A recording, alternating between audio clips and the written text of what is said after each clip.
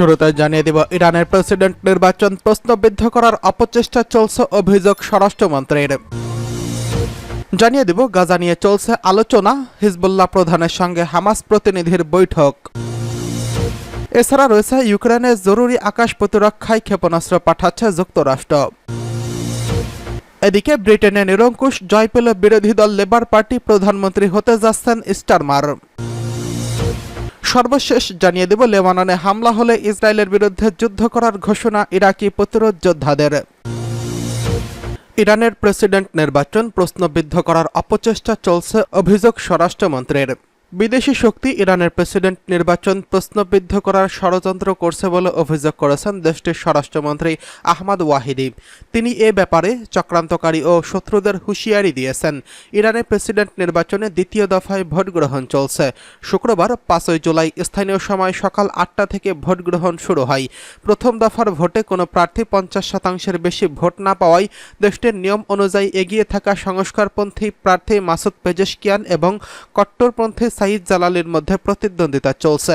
প্রথম দফায় পেজেশকিয়ান 42% এবং সাইদ জালালি 39% ভোট পায়।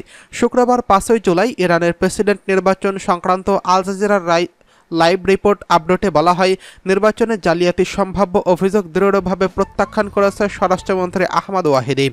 তিনি নির্বাচনে কারচুপির দাবি শত্রুর চক্রান্ত বলে মন্তব্য করেছেন। তিনি শুধু বাইরের শক্তির ইন্ধনে এসব প্রচার করা হচ্ছে বলে তার অভিযোগ। রাষ্ট্রীয় সংবাদ মাধ্যমকে বৃহস্পতিবার তিনি বলেন, কেউ কেউ যুক্তি দিয়ে বলেছেন, যদি সুনির্দিষ্ট প্রার্থী ভোট না পান তাহলে এর অর্থ নির্বাচনে জালিয়াতি হয়েছে। এই চক্রান্ত শত্রুরা এবং তাদের অনুসারীরা করছে। সরাসরি বিদেশ থেকে এসবের ইন্ধন এসেছে। আমাদের এখন পর্যন্ত ভালো নির্বাচনের পরিবেশ বজায় আছে। কোনো মিথ্যা বিবৃতি দিয়ে তা নষ্ট করতে দেওয়া হবে না। তিনি ভোটারদের আহ্বান জানিয়ে বলেন, যে কোনো নিয়ম লঙ্ঘন হলে তা জানান, মন্ত্রণালয় অবিলম্বে তদন্ত করে ব্যবস্থা গ্রহণ করবে। এদিকে গাজা নিয়ে চলছে আলোচনা, হিজবুল্লাহ প্রধানের সঙ্গে হামাস প্রতিনিধির বৈঠক। ফিলিস্তিনের ইসলামী প্রতিরোধ আন্দোলন হামাসের পলিটব্যুরোর সদস্য খলিল আল হাইয়ান নেতৃত্বে একটি প্রতিনিধি দল লেবাননের ইসলামী প্রতিরোধ আন্দোলন হিজবুল্লাহর মহাসচিব সৈয়দ হাসান নাসারুল্লাহর সঙ্গে সাক্ষাৎ করেছেন। লেবাননের আল মানার টেলিভিশন চ্যানেলের বরাত দিয়ে আল জাজিরা এই খবর দিয়েছে।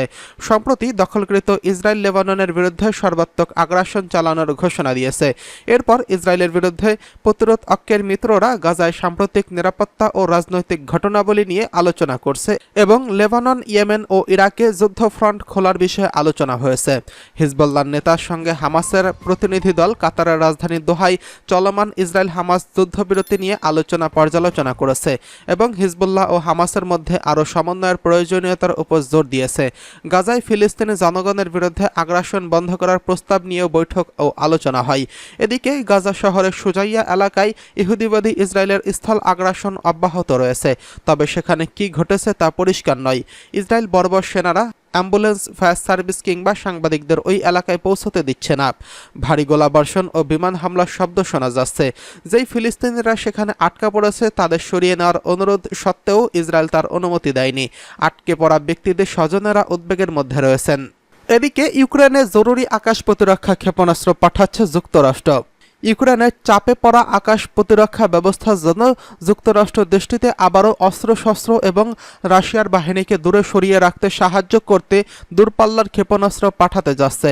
বুধবার পেন্টাগন ইউক্রেনের জন্য 2 স্তরের নিরাপত্তা সহযোগিতা প্যাকেজ প্রদানের কথা আনুষ্ঠানিকভাবে ঘোষণা করেছে।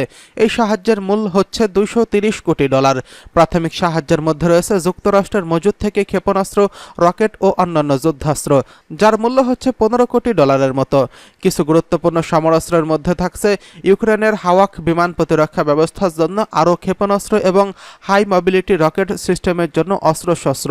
এতে আরও রয়েছে গোলাবারুদ, টিউব লঞ্চ এবং অপটিক্যালি ট্র্যাকড ওয়্যার গাইডেড ক্ষেপণাস্ত্র এবং জেভলিন এন্টি আর্মার সিস্টেম।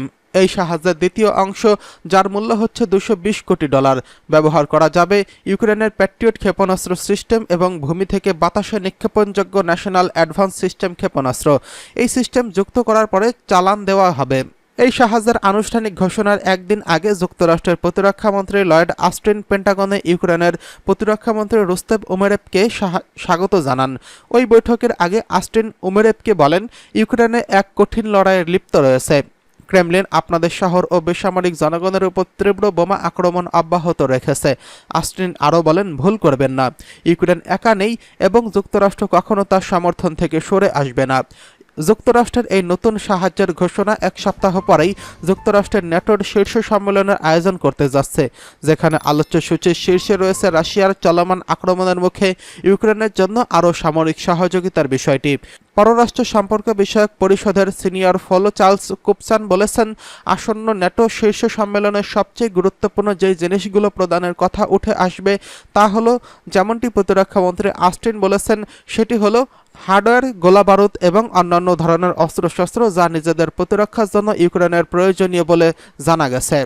কুপচান আরও বলেন, ন্যাটোর শীর্ষ সম্মেলন যদি ভুল কিছু তুলে ধরতে চায় তা হলো দীর্ঘদিন ধরেই অব্যাহতভাবে সাহায্য প্রদান, কারণ মনে করা হয় এই বার্তা হচ্ছে রাশিয়া ইউক্রেনের শেষ দেখতে পারবে না, পশ্চাত্যের শেষ দেখতেও পারবে না। এই মুহূর্তে যদিও রাশিয়ার অবিরত আক্রমণের মুখে ইউক্রেনের প্রতিরক্ষা ব্যবস্থা অসুবিধার মুখে পড়েছে। এদিকে ব্রিটেনে নিরঙ্কুশ জয় পেল বিরোধী দল লেবার পার্টি, প্রধানমন্ত্রী হচ্ছেন স্টারমার। ব্রিটেনের নির্বাচনে নিরঙ্কুশ জয় পেয়েছে বিরোধী দল লেবার পার্টি। সংখ্যাগরিষ্ঠতা পেতে ৩২৬ আসনে জয় প্রয়োজন, কিন্তু ভোট গণনায় এরই মধ্যে প্রয়োজনের তুলনায় অনেক বেশি আসন পেয়েছে লেবার পার্টি। ব্রিটেনে টানা ১৪ বছর ক্ষমতায় থাকার পর এবার কনজারভেটিভ পার্টিকে সরে যেতে বলা হলো। বিদায় নিতে হচ্ছে প্রধানমন্ত্রী ঋষি সুনাককে। তিনি পরাজয় মেনে নিয়েছেন। বিজয় নিশ্চিত হওয়ার পর লন্ডনে লেবার পার্টির নেতা কিয়ার স্টারমার বলেছেন, পরিবর্তন এখন থেকে শুরু করা হলো। স্থানীয় সময় গতকাল বৃহস্পতিবার সকাল ৭টা থেকে ব্যালটের মাধ্যমে ভোট গ্রহণ শুরু হয়, চলে রাত ১০টা পর্যন্ত। এরপরই ভোট গণনা শুরু হয়। এবারের নির্বাচনে ছোট বড় মিলিয়ে অন্তত ৯৮টি রাজনৈতিক দল অংশগ্রহণ করেন। ৩৫টি রাজনৈতিক দল মাত্র একজন করে প্রার্থী দেয়। রেকর্ড ভেঙে এবার ৪৫১৫ জন প্রার্থী প্রতিদ্বন্দ্বিতা করেন। এক একটি আসন গড়ে ৭ জন করে প্রার্থী দেন। ৩১৭ আসনে স্বতন্ত্র প্রার্থী ৪৫৯ জন। ভোট গ্রহণ শেষ হওয়ার পরপরই গণনা শুরু হয়। নিয়ম অনুযায়ী সংখ্যাগরিষ্ঠ আসন পাওয়া দলকে সরকার গঠন এবং দলের নেতাকে প্রধানমন্ত্রী হওয়ার আহ্বান জানাবেন যুক্তরাজ্যের রাজা তৃতীয় চার্লস। দ্বিতীয় সংখ্যাগরিষ্ঠ আসন পাওয়া দল পার্লামেন্টে প্রধান বিরোধী দল হবেন, আর দলটির নেতা প্রধান বিরোধী দলের নেতা হবেন। ৯ জুলাই নতুন পার্লামেন্ট সদস্যদের শপথ গ্রহণ এবং স্পিকার নির্বাচন অনুষ্ঠিত হওয়ার কথা রয়েছে। এবার লেবাননে হামলা হলে ইসরায়েলের বিরুদ্ধে যুদ্ধ করবে ইরাকি প্রতিরোধ যোদ্ধারা। ইরাকের ইসলামী প্রতিরোধ যোদ্ধাদের জোট পপুলার মোবিলাইজেশন ইউনিট বা পিএমইউ ঘোষণা করেছে, ইহুদিবাদী ইসরায়েল যদি লেবাননে আগ্রাসন চালায় তাহলে তারা তেল আবিবের বিরুদ্ধে যুদ্ধ করার জন্য প্রস্তুত রয়েছে। গতকাল ফরাসি বার্তা সংস্থা এএফপিকে দেওয়া এক সাক্ষাৎকারে একজন ফিল্ড কমান্ড বলেছেন, লেবাননের বিরুদ্ধে পূর্ণমাত্রার আগ্রাসন চালালে হামলার বদলে হামলা হবে। নাম প্রকাশ্যে অনিচ্ছুক ওই কমান্ডার বলেন, এরই মধ্যে তারা লেবাননের সামরিক বিশেষজ্ঞ ও উপদেষ্টা পাঠিয়েছেন। এদিকে ইরাকের রাষ্ট্রবিজ্ঞানী আলী বাইদার হুঁশিয়ারি উচ্চারণ করে বলেছেন, ইহুদিবাদী ইসরায়েল এবং লেবাননের হিজবুল্লাহ আন্দোলনের মধ্যে যুদ্ধ জড়ালে শুধুমাত্র তা লেবাননের ভূখণ্ডে সীমাবদ্ধ থাকবে না, ইরাক এবং এই অঞ্চলের সমস্ত সশস্ত্র সংগঠন ও এই যুদ্ধে জড়িয়ে পড়বে।